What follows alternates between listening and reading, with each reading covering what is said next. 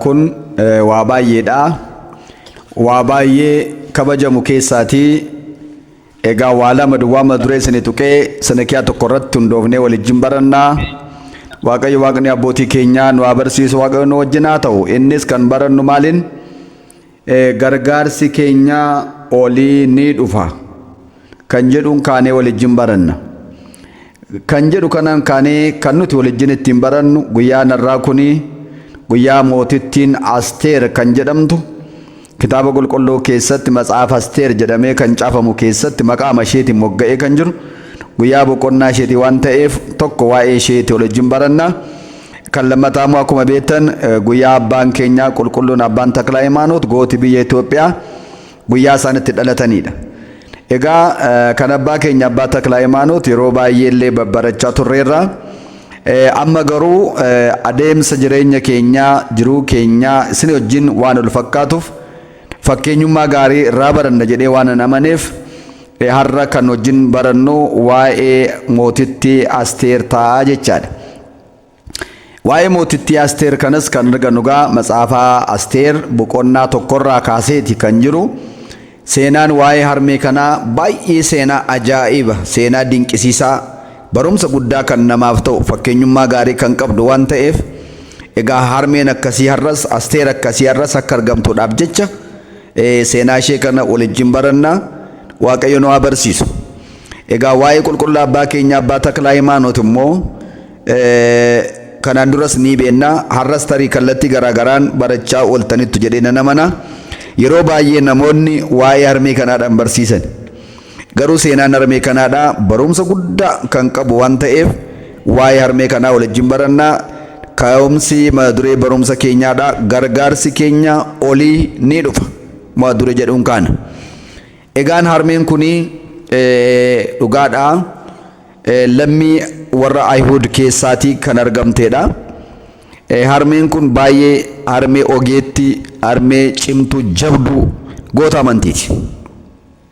Harmee kana kan guddise immoo Mardaakiyoos nama jedhamudha. Mardaakiyoos namni jedhamu kun eessuma isheeti.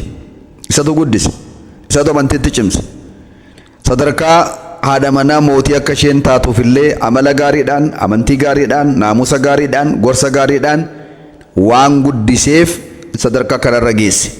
Kana malees har'a yaadannoon ishee addunyaa guutummaa irratti akka inni kabajamus kan taasisee karaa eessuma ishee Mardaakiyoos nama jedhamu, nama cimaa, nama amantii, nama kasoomina qabu, nama dhugaadhaaf yaadu karaa isaa irraa kan ka'edha. Gamanumaan namni guddisa tolee jennaan hin tola. Biqiltuun guddisa tolee akkuma qajeelee guddatu. Amma biqiltuun guddisa tolee qajeelee guddata. Biqiltuun garuu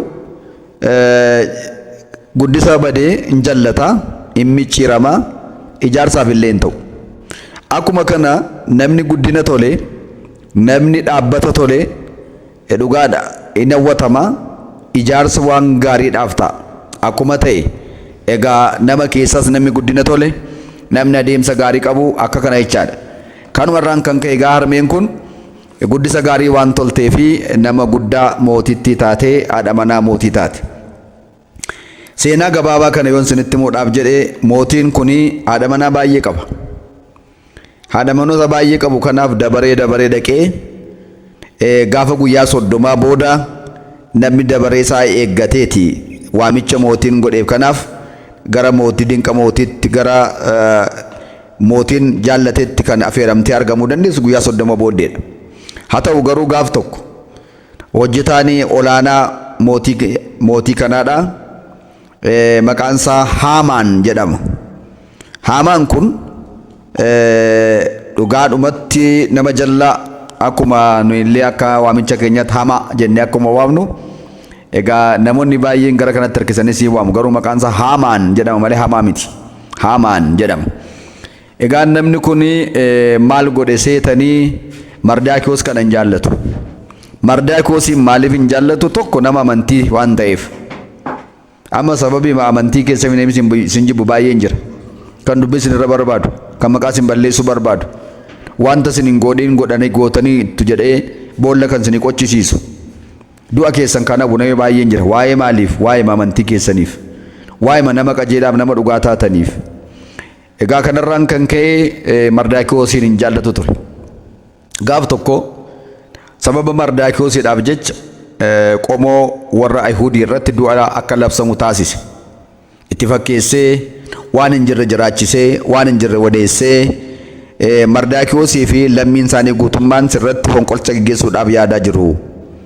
Sirratti badiisa labsaa jiru. Gibirri akkasiif hin gabbaramne namni kun akkasiif hin bitamne gochaa jiru jedhee waanuma Mardaakiyoos hin goone waanuma lammiin isaanii hin goone maqaa balleessee ittiin akka isaan ajjeefaman gochuudhaaf gara mootii deemee jedha.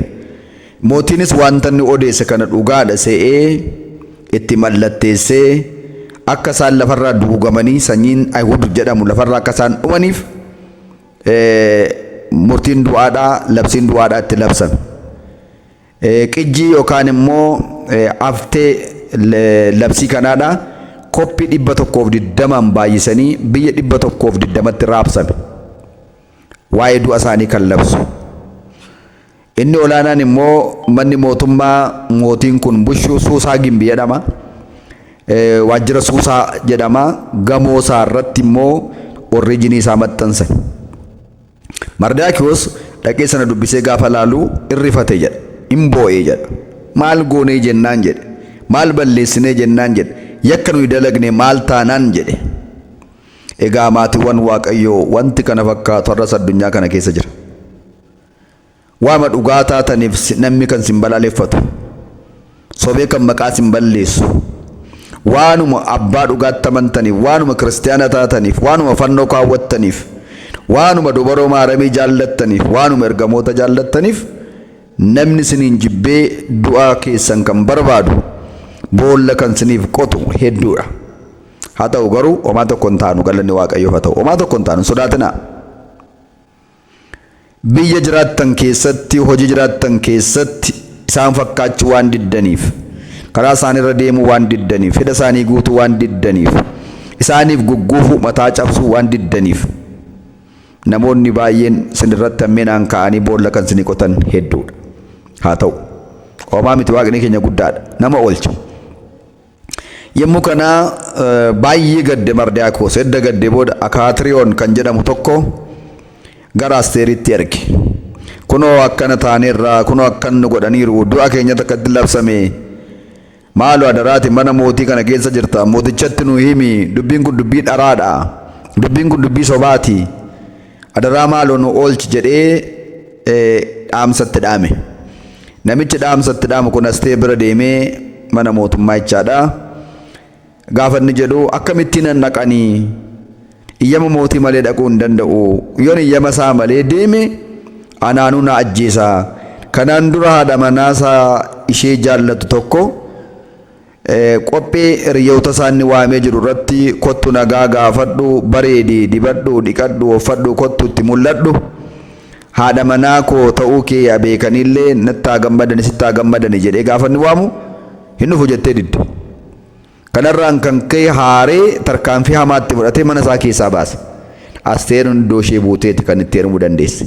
Filatamtee barbaadamtee madaallii guuttee jechaadha. Kanaaf akkana godhee jiranni kanaaf anaanis akkana godhaa iyyama isaa naquu jettee didde.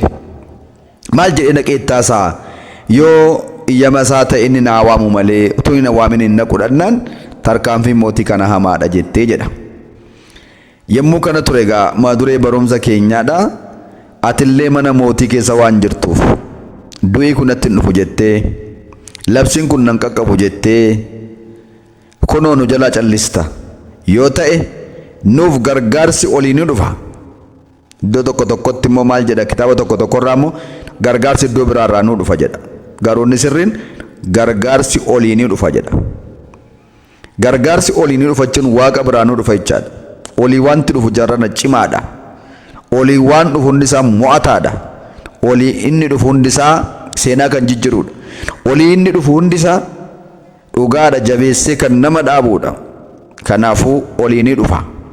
Gaafa sana siif maatii keef garuu wayyoo jedhee haariidhaan ergaa lammaffaa deebisee itti erge.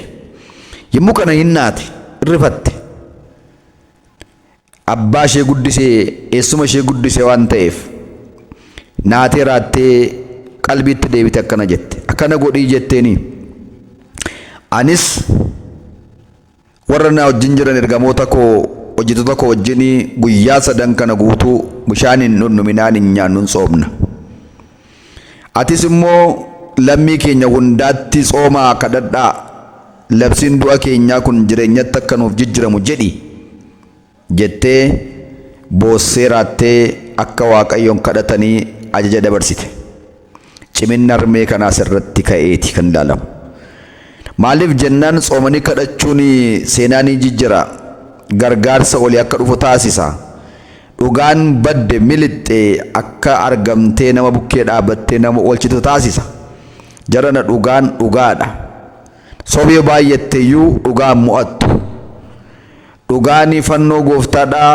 waggaa 300 awwaalamee ture sun dhugaa waan ta'eef waggaa 300 booda awwaala diigee ajaa'iba guddaadhaan gubbaa ol hunda gararraatti dhaabbatee argame mitiire gubbee mana qulqullummaa ta'ee argame mitiire morma namaa hundaatti akka kaa'amu ta'e mitiire faajjii injifannoo keenyaa akka ta'u ta'e mitiire kadhannaa yeroo jalqabnu yeroo qiddaasee yeroo maalillee armaa keenya ta'e mitiire ilaala garuu fannoon asirra ga'e kun waggaa 300 garuu awwaalamee ture kanaafuu waa'ee kanaa beekte waan ta'eef soomnee kadhannee too jettee jabaatanii kadhatan gaafa jabaatanii soomanii kadhatan egaa dhugaan dhugaadha waan ta'eef edda soomistee xumurtee booda guyyaa 3 booda edda bu'anii waaqayyoon kadhatanii guyyaa 3 booda offattee filattee dibattee gara mootii kanaa deemte kanaan dura garuu dhaquun kan hin danda'amne dhaqxe gargaarsa olii dhufu sana abdattee fudhattee dhaqxe gaafa dhaqxee balbala cufamee jiru rukuttee bantuu mootonni bara duriidhaa amala ta'uu qabu ulee warqeedhaa qabatanii deemu turan nama jaallatanii ol simatan ulee warqee sana diriirsuuf dhabbaan alaa dhufe sun immoo mataa ulee warqee sanaa yeroo mootiitti diriirsu harkaan tuqa olli teechaadha gaa diriirsennaan amma gaa ulee warqee sana diriirseef olli teechuudha isheenis ol seente gaafa ol seentu maal eessaa dhufte maal barbaadde maal si gargaaru maal si godhu waan ati na gaafatte hundaa siifan godhaa jedhe mootichi ilaalaa garuu kaleessa hin danda'amu ture eenyu abbaa eenyudhaafu amma garuu akka inni garaa laafu sakaleessa murteessan akka inni dhiisu amma faala turaadhaan akka inni ishee simatu kan taasise maal inni gaa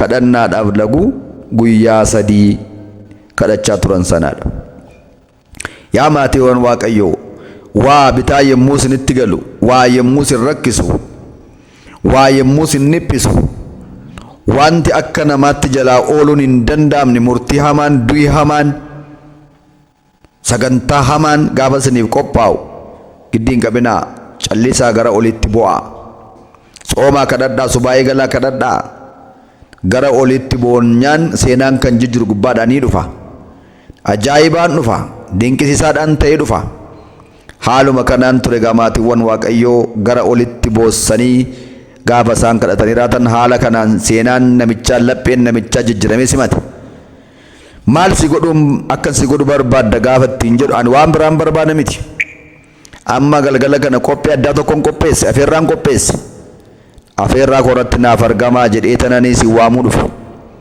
yeroo afeerraa kana irratti dhuftan immoo ministeera Haamaa wajjin kottaa ministeera Haamaanii wajjin kottaa jette tole fudhadheera nan dhufa jedhe galgala sagantaa qophaa'e irratti qophii addaadhaan simannaa addaadhaan simatte mootiinis itti gammadee waan nyaatamee dhugamu kana hundumaa ministeericha Haamaanii wajjin irratti hirmaate itti gammadee kottodhee waame